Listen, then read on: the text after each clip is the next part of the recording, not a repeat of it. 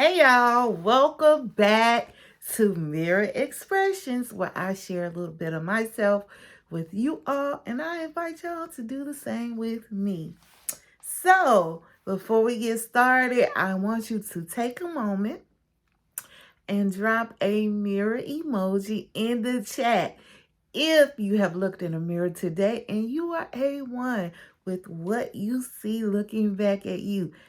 And and if you are not, as always, I encourage you to take whatever avenues you must to get back to a healthier you so that when you look in that mirror, all you're looking at is a beautiful king or queen.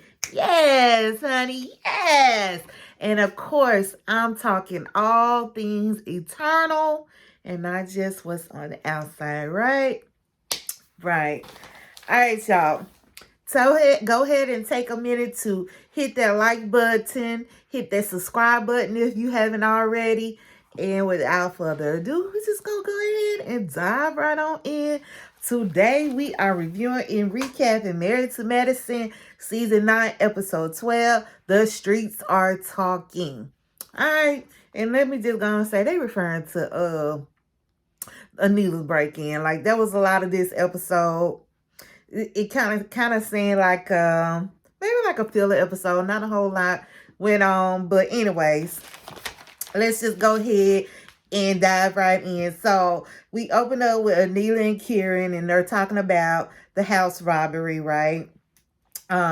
They'd been out, and when they came home, Anila and their daughter were actually the first ones to realize that the home had been broken into. So now I'm kind of guessing that just from the conversation that Anila's parents had already left and gone back to Savannah, because Anila was saying how she, and I think maybe the kids, because Kieran stayed behind, actually left and went to go stay with her parents down in Savannah for 2 weeks. So y'all, that whole situation just has to be scary and traumatic. Like, to have your space invaded, I know that could be just really traumatizing. Like, that literally happened to me. Like, well, nothing was taken or anything, but my son and I were home, and someone tried to break in on us, and it just made me feel so vulnerable in that moment, because I did not have a way to protect myself nor my son. And so, yeah, so I get it. After that, I did though go to class to get my gun permit and all that, because it really was just a whole scary situation. So I get it. I don't think I would feel comfortable coming back and staying in my home either. Especially right after something like that happened. So yeah, anyway, but Kieran had stayed behind, just doing different security things around the house or whatever and whatnot. So, uh, she and Kieran are talking, and they both kind of allude to maybe Toya having something to do with the break-in. Like, at this moment, I've heard that she also had a party that same day, but I'm still kind of just like, that still is a bit extreme to me for somebody to go to those lengths to try to get back at somebody. But like I said, I could be wrong. And my opinion kind of actually changes toward the end of the episode. I'm not gonna say completely, because it still kind of just baffles my mind. I'm getting ahead of myself, but they do got me questioning things by the end of this episode. That's all I'm gonna say. So then we get the little montage where everybody's doing quads with Mason again in the kitchen again. Like, that's only where we ever see the two of them. We see Simone and Cecil. They're talking about their book. Toya and Eugene are in their kitchen cooking. And then we get to Dr. Jackie. She's at her clinic, and she has hired Dr. Bullard. That was the young lady that we saw her interview last episode. And so she's gotten the position. I figured she was, if they took the time to show all that on TV. And so Dr. Jackie is just showing her around the clinic, showing her the ropes or whatever. And then, baby, not only did Dr. Bullock get her own office, then Jackie turns around and showers her with gifts, one being a Gucci crossbody. I was like, okay, Dr. Jackie, can I come work for you, girl? Call me. Have your people call my people, and then we can get together. You know. I ain't mad at it, though. No, you gotta show your employees some appreciation, and in turn, they will show theirs too by doing. I think it's a reciprocity relationship in both directions. So anyway, Toya and Eugene and their oldest son Ashton, they're riding around in the car. I don't know where they were headed, or I don't know. Did they show? Oh, yeah. They were going. I was like, wait a minute. Did they show? Yeah, they were headed to the grocery store. So they're getting ready for Ashton's 12th birthday. Go, Ashton. Happy birthday. My son is actually celebrating his 12th birthday today. So big milestones. But anyway, did y'all catch how apparently Ashton didn't finish a test, or he didn't turn it in, or whatever? And now this is just my opinion, you know what I'm saying? Because everybody's parenting style is different, but so he was kind of like making excuses. Well, you had a late night. You should have told your teacher that. She would have understood. And I was just like, no, that ain't how the real world works, boo-boo. You know what I'm saying? You can't just make excuses and expect to be granted leniency, especially like something like that. Like, that ain't not fair to the people that's on top of their ish. You know what I'm saying? Like, no. You're not setting him up for the real world, so you're just not. At least that's my thought. Y'all tell me what y'all thought about that. Drop it in the comments. So anyway, so yeah, we learned that Eugene has a new job. He is now going to be an oncology urgent care specialist. So basically it's similar to the ER, but he will be just working with cancer patients, and he will have better hours. Like, I think he said definitely the weekends off. He probably would do like rotating on-call weekends, actually, but he didn't say that. But I'm just kind of assuming how things go. But anyway, have weekends off and then a day during the week off. So better hours definitely for him. So they're preparing for Ashton's party, like I mentioned. So they're headed to the grocery store because Ashton wants to have this dinner party where he cooks himself for his friends. I thought that was so cute. So anyway, they do that. They go to the grocery store, and as they're, going through, I think it was Toya or Eugene or tell us that this is going to be his first co-ed party. I was like, oh, they really do. They grow up so freaking quick. So quick. But anyway, again, happy birthday, Ashton. So Simone and Cecil, they're FaceTiming with Omarosa, right, about their doggone book that has been going on the entire freaking season. Like, I don't know. I'm not really feeling it for their storyline because I'm tired of hearing about their doggone book and them having these sessions with their friends and like, no, yeah, these little focus groups or whatever. Like, no, I ain't feeling it. But Omarosa is like the reason that they were going to get a divorce is the most obvious thing that's missing out of the book thus far, right?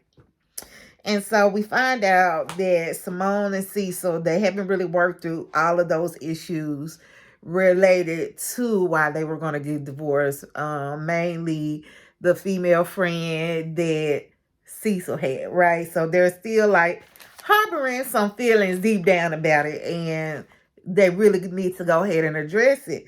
And so Omarosa tells them that she's afraid that writing this book could actually be the thing to tear them apart. And in their confessional, Cecil was like, damn, the book, it's time for us to just get back into some counseling. And Simone just busts out all this. You know how she be laughing, right? And the whole time, Cecil just did not crack a smile. And it was just like, what was all that laughing for? Like, you know, I ain't get it. I didn't, if y'all did, let me know. Let me know. What was the reason for the laugh? Put it down in the comment if y'all got all that. Because if so, that just totally went over my head. But anyway, we see Dr. Jackie, and she is loving her new life, baby. She said she is home by 3 o'clock, and she don't know how to do. She don't know how to act. She don't know how to be. So her and Curtis, I'm sorry, I'm getting the hoods mixed up. So her and Curtis is sitting down, and they're just going over all the things that they can do now to get involved with, and things that need to be done, and things that they want to do together now that they have all this free time since she's not working as much, right? So over to Toya. She's worked with the party planner. They're getting the parties ready and set up for Ash's birthday dinner. Meanwhile, this little girl that he's supposedly crushing on, because little boys that age, no, I don't like her, when they really know they do like the little girl. But anyway, so the little girl's not going to be able to come to the party because she tested positive, right? So Toya's all nervous about telling Ashton that the little girl's not going to be able to come. So Eugene's like, well, we need to tell him before the party so that if he's feeling some type of way about it, he can go and feel it, get it out the way, and still enjoy his party, right? So Ashton comes down and he and Eugene start cooking or whatever. And so, Toya, she making a whole big deal out of telling him about this girl. And so when she finally tells him, he's just like, I know. And kept it moving like it wasn't nothing to him. So Toya's making this big old deal out of it for nothing. Kids are so resilient. They don't care about this. So anyway, the kids, they start arriving for the party. And sir, I just really love to see Eugene and Ashton cooking together. Like, that just really warmed my heart. And to see how, like, Eugene was giving him, like, cooking advice. Like, if you looking, you ain't cooking. Because they was on the grill, right? You can't keep watching your meat with the door open and all that. So, I just love that. You know what I'm saying? But anyway. So the guests are starting to arrive, and as the ladies, young girls, are coming through, he gives each one of them a rose. That was Toya's ideal, of course. So, they ate good. Toya and Eugene looked like they were in a better place. And it just looked like they were having a good time, great time, and fun time. So, again, happy birthday to you. Quad and Jackie, they come to visit Heavenly. Her mom has passed away. We know that she was under hospice care. So, she went on to glory. So, Heavenly says that one of her mom's dying wishes was for her for Heavenly and her sister to get back on better footing, to get back close. Heavenly just kind of touches on that for a little bit and just talks about how she and her sister never have been close. They've always been completely opposite, although they are like back to back, like I think a year or two apart. So anyway, she also says that she went to go see a prophetess before she told anyone about her mom's passing. And the prophetess knew about the passing of her mom. And she also told her that her mom wanted Heavenly to know that she is dancing now. So basically, we find out that her mom couldn't walk, that she was in a lot of pain. Well, we knew about the pain part, but she couldn't walk. And so that's where the whole, don't worry about me, I'm not in any pain, I'm dancing now. Yeah, that just brought some tears to my eyes. You know what I'm saying? So in her confessional, Qua was just like, she feels Heavenly Mom would also want to tell her to love on her friends and stop being messy. let me just insert too right here that just looking at Heavenly, Heavenly never likes to really show emotions or whatever. But just this scene with her and Jackie and Quad, you can just tell that Heavenly had been doing a lot of crying because you could just see it in her eyes. You know what I'm saying? But anyway, Jackie and Curtis,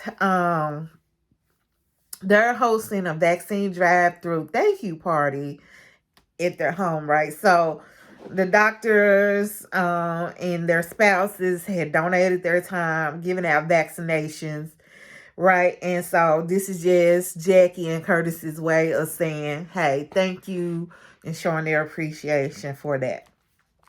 Now the event, however, is outside in the middle of winter, mind you, clocking in at 41 degrees. And I don't think all the heat lamps in the world would be enough for me to take my butt outside for a little party. Like, no, it ain't happening. It is not happening. And then especially they had already been outside for the vaccination drive-through. Like, that would have been enough outsideness for me. Like, no ma'am and no sir. So they had this food truck there, right? It heavily ends up bringing Daddy a plate. But none of the other spouses or wives brought their husband a plate, right? So Simone's reasoning is, I only do what my husband requires of me, and fixing plates ain't one of them. Y'all, she tried to make this little jokey joke about other things that she does, like giving head, but it fell a little flat to me. Like, Simone, that's not your strong suit. Try to be funny and cracking little jokes, that ain't your strong suit, boo. So Eugene and Toya make insert. Is it just me? Or was it just me? But did Curtis light all the way up when he saw Toya and gave her that hug? Now, Curtis, don't think I forgot about that one season when you pulled Toya down in your lap after you had already got caught cheating. I'm just saying, you know what? Sometimes I will overanalyze things, but that's just what I noticed. He just got a little happy when he told you. He was like, oh, you here? Oh, okay. But anyway, I digress. So everyone, they're pretty much there, and so Jack ends up FaceTiming Anila just to kind of check in on her and see what's going on. So we got the women sitting together and the men sitting together as usual. So she FaceTimes Anila and just asks her how she's doing, how she's feeling since the break-in. So, excuse me, y'all. So they're talking about the break-in.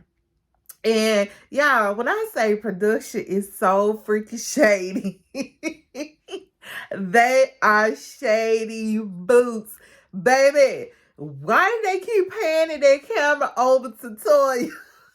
The whole time Jackie was on the phone with Anila and talking about this break-in, all you can see, they will keep panning the camera over to Toya. And Toya sitting there trying to eat her food. I was like, oh, production is shady. So anyway, Anila says that they were targeted, and Quad is like, ding, ding, ding. While Contessa, on the other hand, is just like, I've been to Anila's home several times, and Anila has nothing that no one wants to target. Oh, the shade. Oh, my goodness. So the ladies end up getting cold, and they go inside. Yeah, I was wondering how long it was going to take. But anyway, so they go inside the house, right?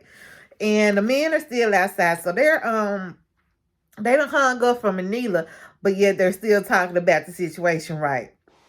So Quad brings up how it was said that there was a hit out on her house, and Toya starts smirking. Now, this is why I say toward the end of the episode, I was kind of being a little questionable, whereas before I was like, no, Toya ain't do that. But doing this scene right here, So it had me questioning something. So Quan says that, and Toya starts smirking. I was just like, why you smirking, girl? So then Toya talks about how she had a Christmas party the same day. She hosted it and it started at 1 p.m. and lasted until 1 a.m. But how no one saw anything. Now, Toy, I was with you last episode, but these little shysty facial expressions that you giving, these little smirks, these little giggles, oh, they make it look like you know a little bit more than what you letting on. Like, I ain't saying you went in there and did it yourself, but it is making it look like you know, like you know a little something. It's making it look that way. I'm still not 100% like you got something to do with it, but this right now, what you giving me, these little smirks and these little facials, I don't know about that one, girl. I don't know. So Toya puts it in the atmosphere there. The Neela could be lying. So Quad is like, shit. So you the one lying. Shit, you lied, right? Basically. That's what she said. Then this is what she said to Toy. So then Toy's like, well, you the one lying on my family. And Quad says, I don't care enough about your family to lie about. Like, well, damn, Quad. Tell us how you really feel. Oh, to which Toya says, well, that ain't what Heavenly said. Well, baby, what she say Heavenly name for? So Heavenly pipes up, and she's like, don't put my motherfucking name in your bullshit. Y'all know how Heavenly can just start going on. So she said, don't put my name in the BS. She said, I got too much going on. And with that, Heavenly was out the door. Or at least she tried, but couldn't get the door open for nothing. So she finally get out the door. And she goes to collect Daddy from the guy. So the whole time, she fussing and cussing. You know how Heavenly does. Baby, but why she let it slip? And don't come for me, because my husband dick is big. I said, well, God damn.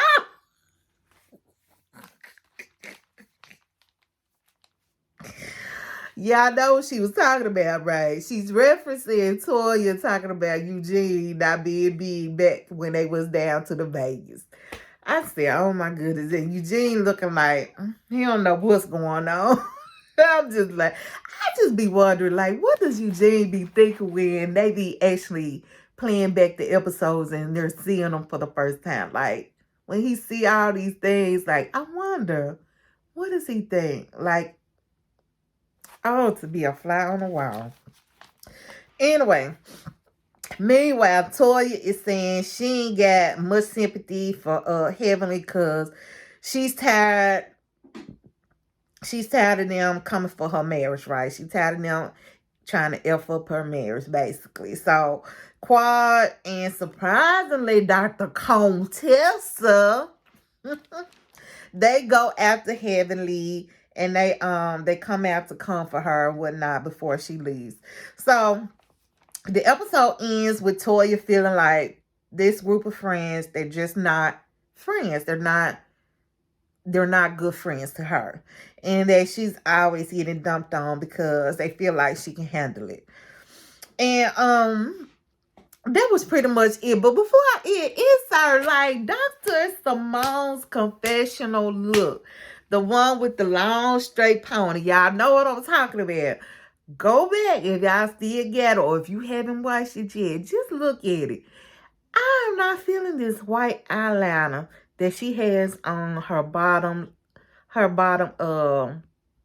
of her eyes. It make it look like she got tears just welled up, sitting right there ready to drop at any moment. Like, that ain't a good look to me. It's not a good look. I don't like that look.